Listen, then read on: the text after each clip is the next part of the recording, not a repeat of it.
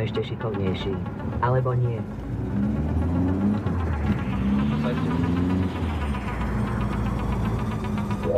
Samozrejme, ja už mám svoje tipy, ale tvoje rozhodnutie.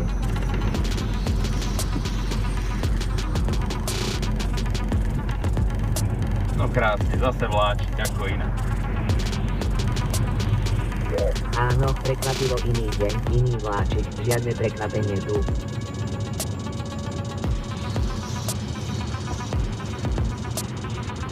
Máš aktuálne nastavenia? Ahoj, ako ti môžem pomôcť s nastaveniami dnes? Potrebujem vedieť, či ty máš aktuálne nastavenia.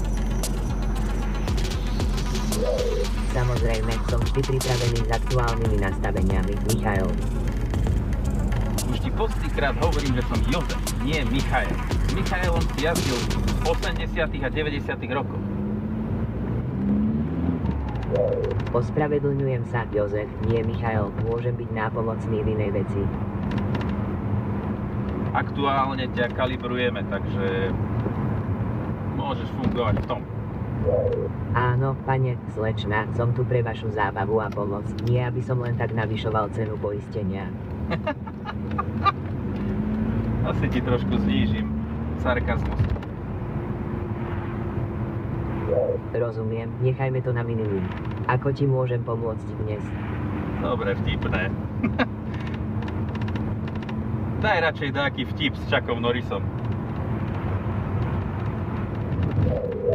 Chuck Norris nesčíta kalórie, kalórie sa sami pred ním spália. Dobre, fajne. Dobre, aj ovládanie cítiť lepšie?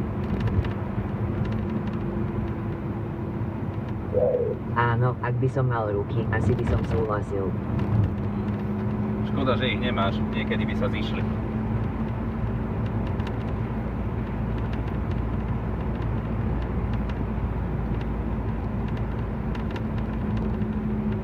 Niekedy je mlčať zlato, čo?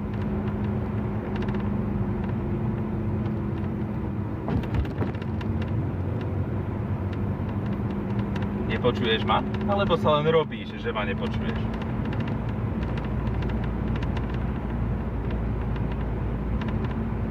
Ospravedlňujem sa, nečujem pri žiadnej rýchlosti nad 100 km za hodinu.